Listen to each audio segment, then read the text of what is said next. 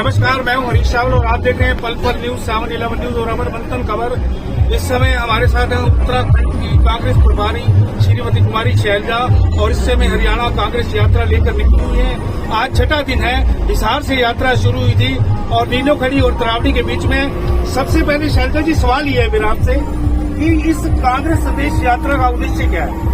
उद्देश्य है जो राहुल गांधी जी हमारे नेता भारत जोड़ो न्याय यात्रा लेकर निकले, लोगों से मिलते हुए लोगों को न्याय देने की हमारे के साथ आते हैं और अनगिनत लोग उनके साथ जुड़ते चले जाते हैं। पहले भी जब उन्होंने भारत जोड़ो यात्रा की थी उस समय करोड़ों के साथ जुड़े, आपके मीडिया के माध्यम से भी जुड़े। लोगों में एक नई जागृति है, नया जोश है। लोगों की इच्छा हुई कि राहुल जी और यात्रा करें, पश्चिम से लेकर पश्चिम तक करें। मणिपुर में कोई भी जाने से घबराता, सरकार के माननीय प्रधानमंत्री जी कभी वहाँ पर लोगों की मदद लगाने के लिए नहीं गए, लेकिन राहुल जी एक बार नहीं मिल गए और इस बार हर जगह वो गए, चाहे बेतनगर क्षेत्र, चाहे कुकी क्षेत्र गए, आगे आते गए, नागालैंड, मेघालय, हर जगह लोगों को जोड़ते चले गए हैं, समस्याएं सुनते चले गए।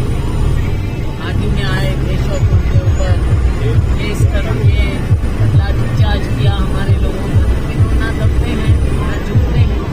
उनका संदेश लेकर आज के दिन लोगों की हम बात सुने, लोगों का टुकड़ा सुने, जो तुरंत 10 साल भारतीय जनता पार्टी पर चलाने की राजनीति, लोगों का ध्यान मांगने की राजनीति, उससे लोगों को जागरूक करने के लिए, न्याय दिलाने के लिए राहुल जी निकले और हम उन्हीं का संदेश लेकर हरियाणा के लोगों के बीच जा रहे हैं। हरियाणा में पिछली बार हम 10 की 10 सीट हारे, इस बार हमारा प्रयास है कि हम 10 की 10 सीट जीतें। अच्छा, असम के मुख्यमंत्री कह रहे हैं कि चुनाव के बाद राहुल गांधी जी को जेल का दरवाजा दिखाएंगे, ऐसा क्यों? उनके वक्तव्य से ही आप समझ सकते हैं कि राजनीति से प्रेरित ये कानून का काम। अगर राहुल गांधी कुछ गलत करे तो कानूनी बात, अगर मुख्यमंत्री खुद ये कहते हैं इसका मतलब राजनीति। इस यात्रा के दौरान हरियाणा के लोगों से क्या फीडबैक मिला? बहुत फीडबैक मिल रहा है, खासतौर से अगर बात करें हमारी महिलाओं की, आज मनरेगा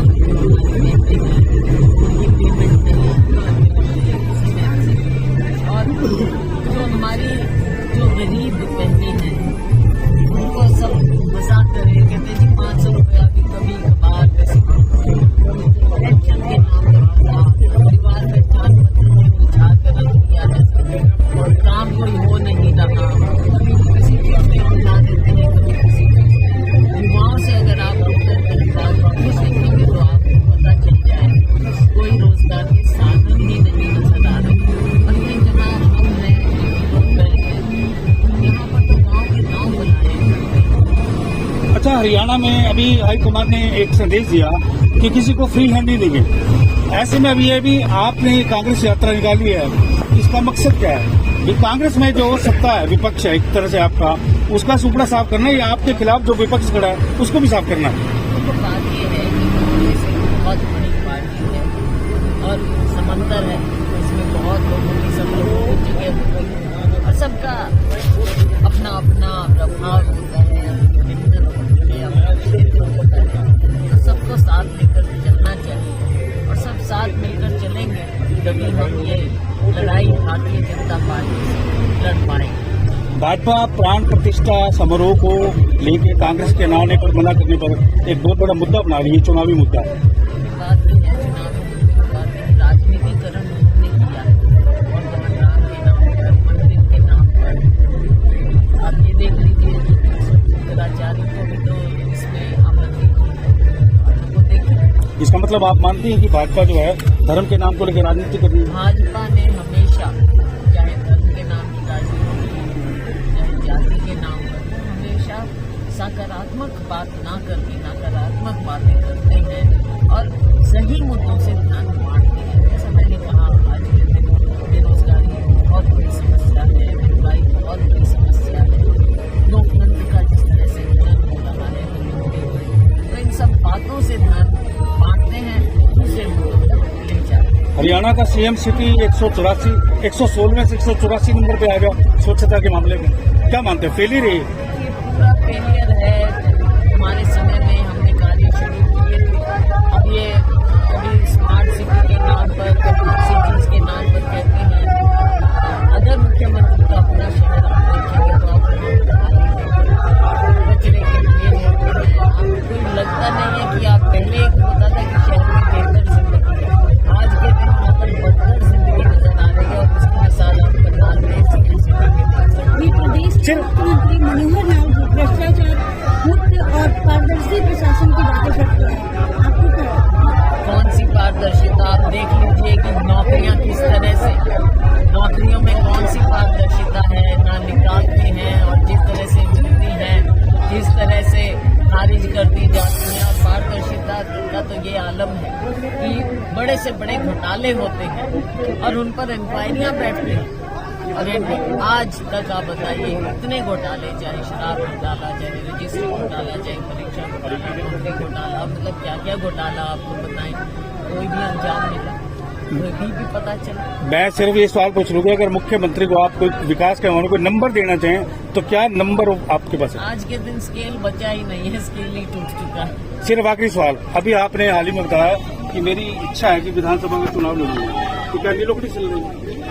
देखो, ये फैसला मेरा नहीं हो सकता, ये हमारी हाईकमान फैसला करती है। बहुत से इनपुट आते हैं तो हाईकमान फैसला करेगा कि कौन कहाँ से चुनाव। आप हमेशा से अम्बाला लोकसभा सीट लड़ती आई हैं और जीती भी है, क्या लगता है कि आपको विधानसभा से पहले लोकसभा का चुनाव लड़ना चाहिए? अब हाईकमान बताएगा, ये भी तो हाईकमान का ही फैसला होगा कि कौन कहाँ से। ठीक, धन्यवाद सर।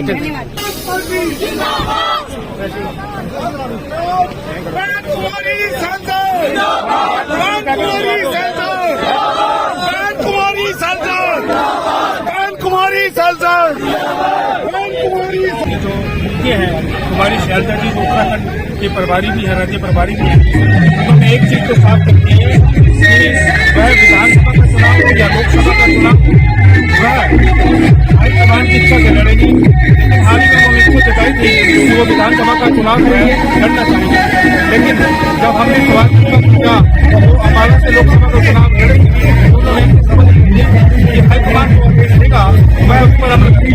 दूसरा सवाल हमारा ये था कि विपक्ष उनके सामने दो है, एक उनके सामने हुड्डा पुत्र है और एक भाजपा का सत्ता पक्ष है, किसे हटाना चाहेंगे? लेकिन साफ संकेत उन्होंने सीएम पर प्रहार भी किया और मुख्यमंत्री को कहा कि उनके पास कोई नंबर नहीं है जो मुख्यमंत्री को दे दें कि उन्होंने कोई विकास का काम किया हो।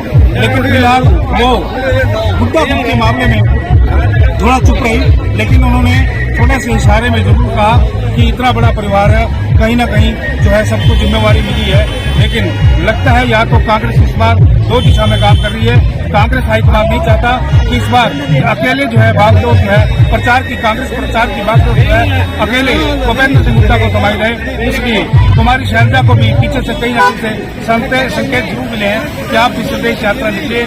लेकिन चाहे कुछ भी हो, इसका फायदा आने वाले लोकसभा चुनावों में और विधानसभा चुनावों में कांग्रेस को मिलना लाजमी है। अपनी सहयोगी रंजना शुक्ला और अपने कैमरामैन सहयोगी संजीव चौहान के साथ हरीश चावला, नीलोखड़ी, उत्तराखंड।